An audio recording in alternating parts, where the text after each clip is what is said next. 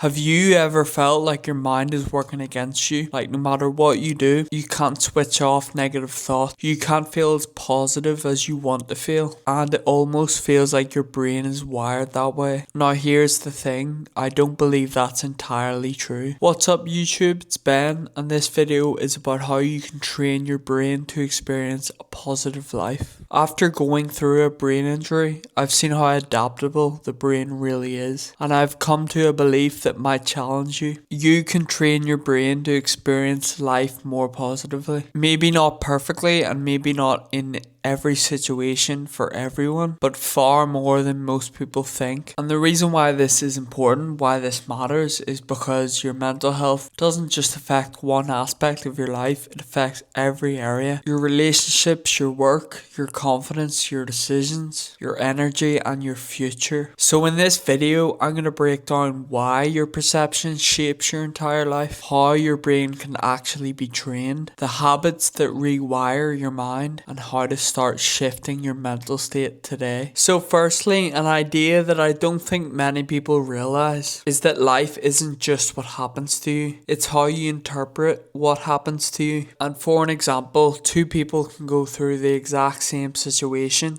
but one sees an opportunity and one sees failure. So the difference in that is that one grows and one stays stuck. They have the same reality in what has happened to them, but they have different perceptions. And that is important because your perception creates your mood, your emotions, your decisions, and your identity. So when people say, oh, I just want to be happier, or I just want to feel happier, what they're really saying is they want to experience life differently. And I believe that that experience is completely controlled by your brain. And what recovering from my brain injury has really shown me is that your brain isn't fixed and it's not just the way you are. It's malleable or it's plastic, and your brain is shaped by what you repeatedly do. This is what I call conditioning, but what it's actually called is neuroplasticity. And I don't think this is just physical actions. I think this is true for every thought you repeat and every behavior you practice, but also every habit you reinforce. I believe by repeating these things, you're literally rewiring your brain. So it's kind of obvious to me that if someone is always focused on the negative or surrounded by negative people, they train their brain to experience life that way. But the good thing is, I think the opposite is true. I think if you surround yourself with good people, good environments, you move your body and you have empowering beliefs, you'll condition your brain to have a better experience of life, which is what we all want. But I want to be very clear, this doesn't apply to everyone. There are people suffering from clinical depression, trauma, and chemical imbalances. And for those individuals,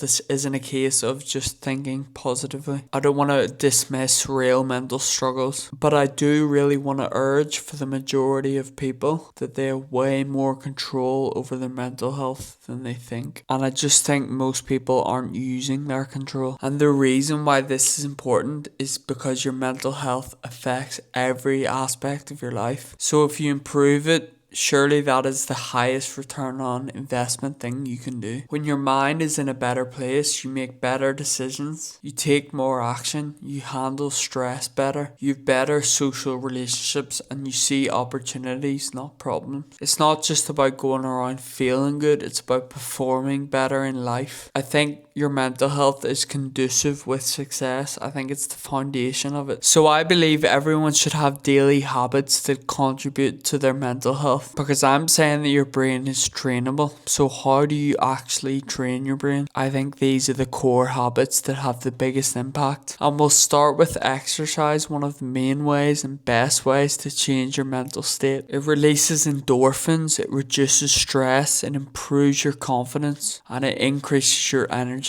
You're not just training your body, you're training your brain to feel better. Another habit that I got into last year when completing 75 hard is outdoor walks. Outdoor walks create space and reduce your mental noise. It gives your brain a break from the overstimulating environments in daily life. This is where clarity happens. You can have some good ideas. The next positive habit is socializing, especially with positive people. I think humans are wired for connection.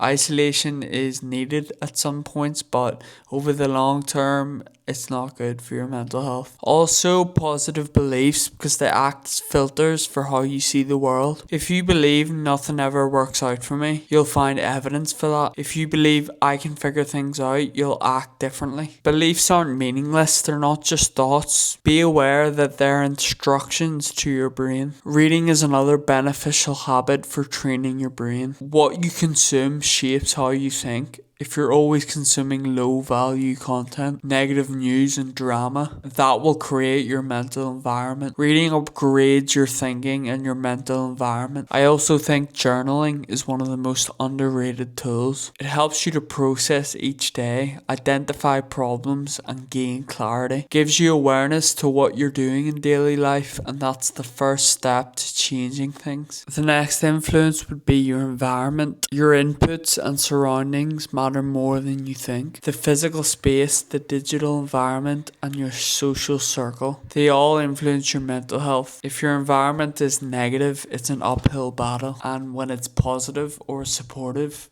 everything becomes easier. Okay, so it's important to make my next point when I'm making this video, and that is the importance of consistency. All of these actions and habits are great, but how they're really gonna work is if you're consistent with them. There's a compounding effect of doing all of this. You can't do it and expect instant results. It works like this: small actions repeated daily over time compound to give you something you're so happy with. After going for one walk or journaling once, you may think it's pointless, but when you stack these habits over days, weeks, months, you start to notice something deep. Your thoughts shift, you're less reactive, and your emotional baseline improves. And that's the compound effect. So to close this video, what I want you to realize is that you can't control what happens to you, but you have more control on how you experience life than you think. Your brain isn't fixed, it's malleable, it's trainable, and your daily habits matter so much more than you think. They're the training program. It's not about being positive all the time. It's about conditioning and building a brain that supports you. People struggle because their brains are working against them.